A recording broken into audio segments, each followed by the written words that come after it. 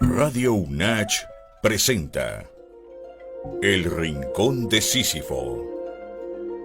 Un esfuerzo hecho por y para estudiantes universitarios que se instituyen en la discusión de los derechos fundamentales, la historia universal y los eternos dilemas filosóficos.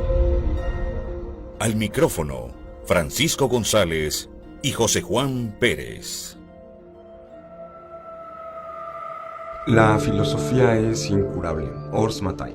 Y bueno, con esta cita de este filósofo alemán avecindado en México, me gustaría iniciar una conversación ahora con José Juan respecto a uno de los temas que me ha apasionado desde que era yo muy joven y que tiene que ver con esta ideología política, filosofía, etcétera, que podríamos nosotros llamar o se ha llamado anarquismo. Me interesaría mucho discutir con José acerca de la naturaleza de la dominación, de la idea de libertad y sobre todo poner a colación la legitimidad del dominio de los seres humanos unos, digamos, sobre otros, ¿no? Y bueno, con estas provocaciones, yo diría, de inicio de año, me da mucho gusto saludarte, José, en esta vuelta a El Rincón de Sísifo. Buenos días, buenas tardes, buenas noches a quienes nos escuchen. Te saludo con mucho aprecio, querido amigo Francisco, y pues muy contentos y con energías renovadas aquí de haber regresado ya de un periodo breve pero bastante fructuoso de descanso, y con mucho gusto de iniciar esta segunda temporada del Rincón de Sísifo con este tema tan apasionante y tan provocador como es precisamente la crítica, el estudio y el análisis de las potestas del Estado. Sí, justamente te decía al inicio a la audiencia que es un tema que me ha apasionado desde que yo era muy joven. Podría decir que era como parte de mi rebelión juvenil, pero de pronto empecé a descubrir que más allá de ser una simple expresión salvaje de algún adolescente, en realidad era una filosofía que tenía un contenido muy, muy interesante. Y justamente ahora me he encontrado con la obra de este profesor de la Universidad de Baja California en los años 90, que es Ars Matai, que bueno, pues es una personalidad, digamos, un tanto extraña y rara dentro del mundo académico de la filosofía, porque bueno, él mismo había estudiado en Alemania algunas cosas que no tenían nada que ver con filosofía, y luego llega a México y estando por acá en la Facultad de Filosofía y Letras, lo confunde él, quería estudiar psicología, estaba interesado por la psicología, y de pronto, en lugar de tener una entrevista con el coordinador de la carrera de psicología, se encuentra con Elie Gortari, que es un marxista, ¿no? Estamos hablando de la década de los 60, justamente es contemporáneo a Leopoldo Sea, otro filósofo también muy, muy conocido, muy relevante en la filosofía mexicana. Y bueno, pues a partir de esa entrevista, de pronto Ars Matai se da cuenta que no le están hablando mucho de psicología, pero le llama la atención la filosofía, y comienza a explorar una beta de la filosofía alemana que va de, digámoslo así, el idealismo trascendental de Kant hasta la filosofía de Max Stirner, que Max Stirner, digamos, era uno de los principales propugnadores de una especie de anarquismo a partir de una búsqueda de la individualidad. Y entonces Ars Matai va a llevar un poco a esa filosofía, a su pensamiento, y pues tendrá la gran labor de ser uno de los líderes de la comunidad filosófica en Baja California. Entonces es un gran personaje, y bueno, pues su filosofía realmente me ha fascinado porque me toca de nuevo esa fibra anarquista que pues yo decía, bueno, era yo muy chavo, pero ahora vuelve con una filosofía renovada. Entonces, bueno, sobre eso me gustaría pensar, no solo como una filosofía política, es decir, como una crítica al Estado, sino como una filosofía que parte del idealismo. Y yo creo que para poder entender la propuesta filosófica de este pensador, bastante contemporáneo, como bien ya reseñabas en su biografía, pues es pertinente explicar a los y a las radioescuchas cómo funciona. Digamos, para poder entender una crítica a la hegemonía estatal, pues habría que explicitar un poquito e incluso hablar sobre algunos antecedentes que apuntan hacia esta forma de, ¿cómo decirlo? Quizá quizás con palabras un poco más llanas, a esta crítica constructiva que se hace sobre el poder del Estado y entender cómo funcionan las relaciones estatales, es decir, entre los ciudadanos, ciudadanas y esta construcción que todos hemos hecho y que todos alimentamos, que es la figura estatal. No sé si te parece prudente que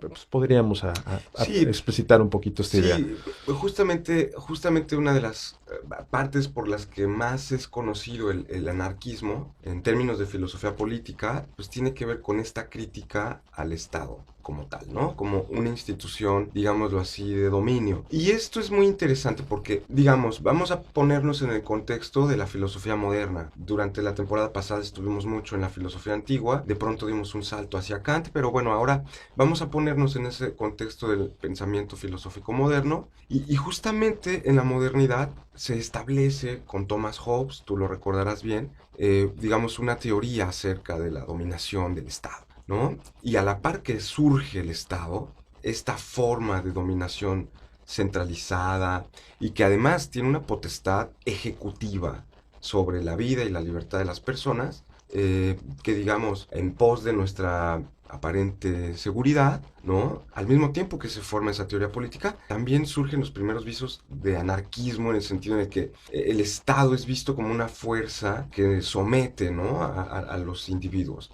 Entonces, digamos que un poco en ese sentido, la filosofía política que está detrás de la teoría del Estado, al mismo tiempo, la otra cara de la moneda es justamente la crítica al Estado, ¿no? Entonces, en ese sentido, podríamos pensar que el anarquismo es casi tan viejo como la teoría sobre el Estado, ¿no? En términos de filosofía política. Y esto tiene que ver con una idea muy moderna, ¿no? Que ya hemos platicado también. Y es el ideal emancipatorio, ¿no? Digamos, eso es una de las cosas que nosotros podríamos pensar en términos de filosofía política del anarquismo. El anarquismo es una filosofía política ilustrada, porque, porque todavía sigue teniendo esta idea de libertad, de progreso, ¿no? La humanidad ha llegado a un límite de la libertad en el que, bueno, la idea del Estado ahora es innecesario, ya no necesitamos que haya alguien que nos gobierne o nos controle, porque los seres humanos hemos llegado a un máximo de libertades. Y bueno, la presencia del Estado sería un poco un estorbo en eso. Y eso tiene un poco de contrasentido, por ejemplo, con estas ideas, precisamente ideas emancipatorias, por ejemplo, que se dan en el marco de las revoluciones burguesas. Piensen, por ejemplo, en el caso de estos movimientos que se dan en pleno siglo XVIII, por ejemplo, con la Revolución Francesa, y estas ideas precisamente de libertad, fraternidad, igualdad, pero que en estricto sentido se comienzan a convertir también en el lastre moderno de las sociedades contemporáneas, porque evidentemente las ideas emancipatorias llevaron a la humanidad a la caída del antiguo régimen, pero de pronto parece ser así cuando se empiezan a estudiar ya en la edad contemporánea, por ejemplo, con estos trabajos que hace Michel Foucault en esta obra de Vigilar y Castigar y haciendo esta alusión a los límites que tendría que respetar el Estado respecto a la vida de los ciudadanos y las ciudadanas, y parece que no hay una línea muy específica respecto a dónde puede llegar el control estatal. Y de pronto uno se da cuenta en estos días en que el Estado está en todos lados, ¿no? O sea, el Estado te vigila, el Estado te controla, el Estado te observa, pide datos tuyos y bueno, yo últimamente, y quiero esto comentarlo y lo hemos platicado, pues sí se siente una suerte de, ¿cómo explicarlo con unas palabras más sencillas? Como esta especie de apología hacia la vigilancia y de pronto pues uno ya no quiere andar en las redes sociales, ya no quieres tener teléfonos celulares porque parece que hay una mirada, ¿no?, del Estado hacia todas las cosas que tú realizas. Pero para poder ahondar acerca de cuál es la propuesta ya en estricto sentido de esta idea del anarquismo sobre la filosofía política, pues no sé si te parece que podamos ir a una breve pausa y podamos dejar un poco las ideas que se refresquen y podamos continuar con ellas. Claro que sí, volvemos. Adelante.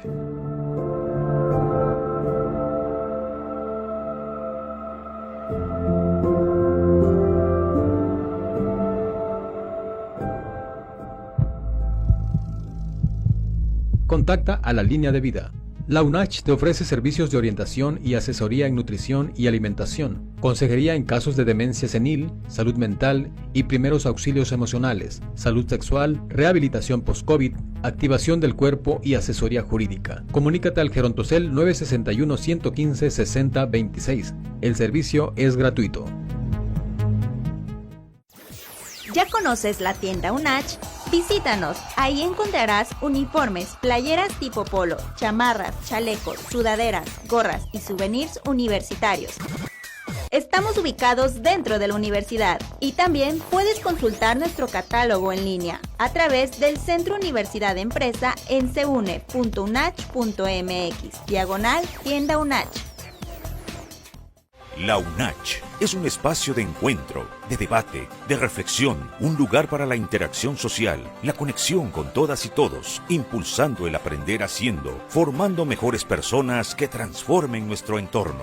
Dejemos huella por la conciencia de la necesidad de servir. Universidad Autónoma de Chiapas.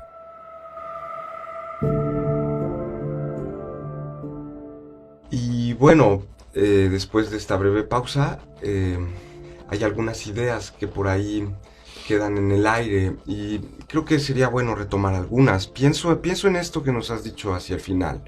¿Qué tan libres somos, digamos, no? Vamos a tratar de hacer un poco ese ejercicio ilustrado en el que podamos nosotros medir nuestro progreso en términos de libertad con eso que nosotros llamamos Estado. El Estado, digamos, en términos de la filosofía política de la modernidad, prometía la seguridad de los sujetos, ¿no? Nosotros nos aliamos, no nos estamos matando unos contra otros, en la situación hobbesiana, porque, bueno, pues llegará un momento en el que nuestra seguridad va a ser un poco más importante incluso que nuestra libertad, ¿no? Ese es un poco el dilema que aparece en el estado de naturaleza. Tú le apuestas a la libertad, una libertad en sentido negativo. No puede ser una libertad absoluta porque los seres humanos no pueden volar, por ejemplo, ¿no? Uno puede ser libre si tiene el cierto poder, era un poco la idea hobbesiana, ¿no? Y el poder significaba el poder hacer o el poder desplazarse. Digamos, es la idea de una libertad negativa, le va a llamar Isaiah Berlin en un artículo, ¿no? Entonces, bueno, uno puede hacer muchas cosas y tiene la libertad de hacerlo. Pero de pronto, pues esa libertad choca con otra. Y entonces, para Hobbes, esa libertad, ¿no? y ese choque nos iba a llevar irremediablemente a un estado de guerra. Para salir de ese estado de guerra en el que todos somos libres, bueno, pues renunciamos a nuestra libertad y procuramos la seguridad. Pero resulta que en el siglo XXI, pues tampoco es que sea un sitio tan seguro, ¿verdad? Digamos, la promesa del Estado, sí, claro, es que te coarta tu libertad, pero tampoco te da mucha seguridad. O sea, en realidad, los espacios públicos o el espacio virtual, no sé si es un sitio realmente tan seguro en el que yo pueda, digamos, pues establecer un cierto margen de convivencia, ¿verdad? Pero el Estado nos dice que sí, que es él el que tiene que hacer esa mediación. Entonces ahí el anarquismo juega un papel importante porque nos muestra que en realidad el Estado es una ficción, porque es un invento que es innecesario. Es innecesario que haya alguien que te vigile. Claro, nos han hecho creer un poco que somos malos y que si no hay nadie que me vigila, entonces pues yo me voy a comportar como si fuera un bandido y un ladrón y no sé qué. Pero pues ¿quién te ha dicho eso, no? A ver, ¿por qué la gente roba? Era un poco la idea del anarquismo de pronto del siglo XIX, este anarquismo más socialista, ¿no? Bueno, pues porque son pobres y eso es parte de una estructura de dominio, el hecho de que haya pobres, ¿no? Porque ya vivimos en una época, la revolución industrial, en la que ya podríamos alimentar a toda la humanidad. Pero claro, pues no la alimentamos porque queremos que haya pobres para que siga el dominio, ¿no? Entonces, ¿por qué si hemos avanzado en términos técnicos, moralmente todavía tenemos que usar esa muleta del Estado? Esa es como la pregunta, ¿no? Ahí, de hecho, ahorita que lo estabas comentando, yo recuerdo algunas teorías en materia de ciencias criminales, por ejemplo, en estas discusiones que se dan y estudios de laboratorio en el que ponen una cámara de vigilancia y pareciera ser que las personas que se sienten, incluso aunque la cámara, por ejemplo, no tenga funcionamiento, no esté encendida, el simple hecho de saber que hay una cámara pareciera que las tendencias apuntaban a que las personas inhibían esa conducta criminal. Ahora, aquí la pregunta, el dilema es complejo porque has mencionado tú en principio de que esta ficción jurídica que es el Estado, que precisamente está pensada para proporcionar esa suerte de protección, con este simbolismo de Leviatán que te come, pero que te proporciona dentro de sus fauces esa protección ante las amenazas externas, no sería necesaria, obviamente, en el sentido de que pues, todos pudiéramos hacer lo que tenemos que hacer y que todos respetáramos lo ajeno. Pero ¿qué pasaría, por ejemplo, en un escenario hipotético de anarquismo donde las personas siguen teniendo estas tendencias hacia, por ejemplo, la criminalidad? Bueno, criminalidad hablando en términos científicos, porque de no existir, por ejemplo, ciencia criminal, lo que llamamos crimen no sería crimen, sería simplemente una conducta más del ser humano. Pero ¿hacia dónde apuesta, digamos, para poder generar una idea o un terreno común para quienes nos escuchan? Si la tesis es eliminar por completo las estructuras estatales, pues pensemos, no habrían policías, no habrían tránsitos, no habría quien te dijese qué es lo correcto y lo incorrecto. ¿Y hacia dónde es el lugar común hacia el que está pensada esta tesis anarquista? Es una gran pregunta y lo voy a contestar con una provocación. Las autoridades son los enemigos número uno de las neuronas. ¿Por qué necesito yo que alguien me diga cómo debo comportarme? Que yo mismo soy incapaz de pensar por mi cuenta. Piensa en esta idea ilustrada. Que yo mismo no puedo determinar qué es bueno y qué es malo. ¿O hay otros seres humanos superiores a mí? Que son los que se iluminaron que salieron de la caverna y ellos sí saben lo que es bueno y qué es malo. Fíjate esa ficción paternalista del Estado, ¿no? Entonces, claro, y lo voy a decir aún más provocadoramente, se piensa que la anarquía es el desorden sistemático de las leyes del Estado, y tienen toda la razón. Y eso, y aquí voy a citar a Urs Matai, es el renacimiento espiritual. Porque tú no necesitas que haya alguien que te diga cómo te tienes que comportar. Y más provocadoramente incluso, ¿no? La educación para los niños no es beneficiosa. ¿Quién me ha dado a mí, padre de familia, el poder de decidir lo que el niño debe valorar como bueno o debe valorar como malo? Porque eso es un poco la idea de educación. Yo le voy a formar ciertos valores que, claro, yo pienso que son los que lo van a dirigir en la vida. Sí, pero ¿tú qué derecho tienes sobre el niño? Es que yo lo he procreado. Bueno, ahí tienes un afán de dominio, no sé si me explicas. Ahí ya no estás queriendo ser libre. Es provocador, ¿eh? No estoy diciendo que sea una cosa muy sencilla de tomar. Y claro que llama mucho la atención, es una utopía, porque uno aspiraría a que de pronto cada cual fuera capaz de decidir por sí mismo. Pero no. Hay muchas personas que necesitan tener un Estado que le diga, si tú robas, entonces te va a ir mal. O que tengan una religión. Si tú no haces esto, entonces pues, te vas a ir al infierno o al cielo. ¿Por qué no yo mismo me doy mi propio cielo y me doy mi propio infierno? Ese es el respeto al individualismo, y hacia allá justamente iba esta filosofía de Urs Matai. Justamente lo que busca el anarquismo es romper el contrato social. Ese es su idea. Aniquilar la psique colectiva. No hay un bienestar común. Por eso es una idea muy provocadora, porque pues, nosotros pensamos, bueno, la vida en sociedad es algo muy agradable, está muy padre. Sí, pero esa psique colectiva es una enajenación de nuestra propia individualidad. Porque yo mismo, pues, puedo decidir qué es lo bueno y qué es lo malo. Pues tengo neuronas, ¿no? Pero como llega una autoridad y me dice, no, usted no sabe lo que es bueno, ¿no? No puede tomar después de tal hora. O no puede andar en la calle, así o asado. ¿Y por qué no? No, porque daña a la gente, ¿no? ¿Y usted quién se convirtió en el guardián de la humanidad? Esa es la arrogancia del Estado. Esa es la arrogancia de la religión. ¿Por qué usted se convierte en autoridad? Que yo misma no soy autoridad sobre mí, al menos, ¿no? Y ya, no puedo yo mandar ni en mi casa, dicen algunos. Bueno, pues al menos sobre mí mismo, ¿no?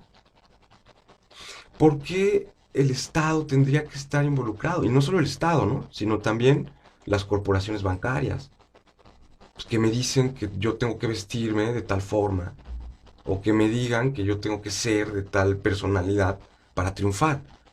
Pues, si yo quiero ser un depresivo o quiero ser un maniático,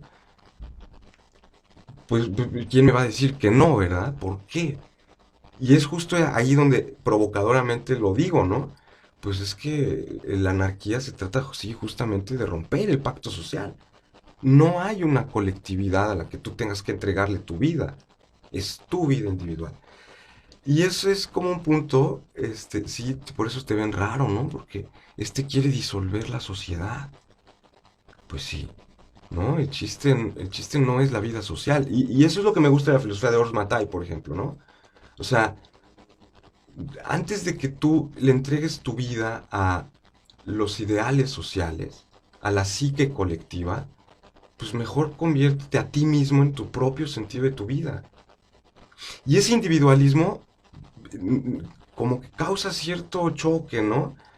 Porque estamos muy acostumbrados por las religiones, por el Estado, pues a considerar la vida colectiva, ¿no? Somos hermanos en una religión, ¿no? Todos formamos parte de un mismo redil. O en el Estado, todos somos ciudadanos. Pues no, yo no soy ciudadano, a mí no me interesa esa vida. A mí me interesa mi vida individual. Y ese punto me parece glorioso del anarquismo, ¿eh? Realmente es una utopía, ¿eh? Es una utopía, pero me parece que es la mejor. Hay muchos, ya quizás para ir cerrando, en el caso de mi participación, hay mucha influencia de esta perspectiva quizás en las constituciones modernas y podría pensarse que sí es una utopía, pero por ejemplo hay constituciones como la alemana, que ahora estoy recordando, que ya tiene incluido el derecho al libre desarrollo de la personalidad. Por ejemplo, este es un derecho magnífico en el que tú no puedes decirle, por ejemplo, a tu hijo, a tu hija, que tiene que ser católica, porque tú eres católico. Y solo pongo el ejemplo en el caso de la religión, porque es el más estudiado, por ejemplo, en esta doctrina del libre desarrollo de la personalidad, pero abarca otros aristas. Por ejemplo, piensa tú que de pronto tu hijo, tu hija, si es que se da el caso, te dices que tengo tendencias homosexuales o tengo tendencias con las miles o cientas inclinaciones que puedan haber en estos tiempos modernos. Nosotros, o en el caso hipotético, tú como padre no tendrías ningún derecho de decirle tú no puedes ser esto o tienes que ser distinto, porque precisamente el libre desarrollo de la personalidad apela a un anarquismo, pero un anarquismo que pueda ser aquel en el que no se dañen derechos de un tercero y que se pueda apelar hacia la vida en toda la faceta de las decisiones personales que uno pueda tomar. Es decir, si yo quiero dedicarme a ser zapatero, pero mi padre fue abogado y su abuelo fue abogado y su tatarabuelo fue abogado, yo no tengo por qué seguir un modelo canónico de un código familiar, de un apellido. Y eso me parece a mí que es muy interesante porque quizás si no se puede llegar a esa utopía anarquista en el que todos puedan decidir por sí mismos, porque también quiero hacer aquí un paréntesis. Para que haya esta situación hay un hipotético que se tiene que cumplir. La persona tiene que ser ilustrada. O sea, yo tengo que saber qué es lo correcto para mí y qué no perjudica a los demás. Porque bueno, si para mí quitarle la cabeza a todos es mi forma de anarquismo, pues yo creo que también ahí se vuelve un caos. Pero en esta idea de ilustración que habíamos explorado de Kant, en la que uno se da las propias normas, uno es autónomo, pues no habría una necesidad lógica de tener una figura estatal paternalista que te indicara qué hacer y qué no hacer. Y eso te decía yo que es lo que se ve ya, por ejemplo, incorporado en algunas cláusulas constitucionales en democracias un poco más liberales, al menos no en las latinoamericanas aún, pero esa tendencia al menos se percibe. Sí, sí. Hay varias cosas que se tendrían que cumplir, que digamos, en cierto sentido, respecto a ese no lugar que es el anarquismo, ¿no? Y en primer lugar es considerar incluso a los niños mayores de edad. O sea, el niño ya es un ser emancipado, ¿no? Y luego, otra cosa también importante, ¿no? De pronto, no es que tengamos que cambiar la naturaleza humana, ¿no? Ay, ya todos somos buenitos y entonces, pues viva la libertad, ¿no? No, no, no. O sea, hay conductas que están en contra del desarrollo moral del ser humano. Como eso, el asesinato, la dominación. Cualquier forma de dominación está en contra de la moral humana. Entonces, eso no es que se castigue o que se premie, porque ya tenemos que dejar esa lógica, castigo y premio, ¿no? No. ¿Cómo vamos a corregir a alguien que de pronto asesina? Pues no lo vas a corregir, ¿no? Pero también tienes que darte cuenta que este sujeto está en contra de la evolución. Y ahí es donde aparece ese hipotético, ¿no? La humanidad va progresando. La humanidad va progresando. Pero no voy a hablar en términos de ese anarquismo político. Es que el anarquismo no es tan peligroso si uno se toma en serio la idea de que lo único que existe en el universo soy yo. Esa idea muy leibniziana de las mónadas, ¿no? Y esa idea también muy kantiana de que yo soy yo el que crea la realidad. El mundo es mi representación. Para citar otra vez a Urs Matai, el mundo es mi propia pantalla. Soy yo el centro del mundo. Pero no nada más soy yo, ¿no? Hay infinitos mundos, porque, como dice el dicho, ¿no? Pues cada cabeza es un mundo, y efectivamente hay infinitos mundos. Millones, infinitos. Y cada uno es diferente. Y tener un poco como esa apertura, esa pluralidad, también me parece un punto a favor de este no lugar, ¿no? Siempre pensarlo como un anhelo. Y eso es como... eso es yo creo que lo que rescataría del anarquismo dentro de la crisis de las grandes utopías, las grandes religiones, los grandes valores. Creo que esta utopía de pensar que uno mismo es el dueño de su vida, me parece que es... Y además, viendo las amenazas, ¿no?, que están ahí, los medios masivos, la forma de comunicarnos, el progreso técnico que parece devorarnos, el hecho de que uno pueda decir, pues yo soy dueño de mi vida, ya es un sentido importante que, al menos para mí, vale la pena vivir. No ser parte del rebaño, dijera Nietzsche. Pues yo creo que podríamos prolongar esta discusión, si a ti te parece, en la siguiente emisión, porque como a todo le llega su tiempo, este programa ha llegado a su final. Agradecemos mucho a nuestros radioescuchas, a nuestras radioescuchas, y les pedimos que por favor sigan pendientes de Radio UNACH, Frecuencia Universitaria, todos los miércoles a las 10 de la mañana, El Rincón de Sísifo para ustedes. Muchas gracias.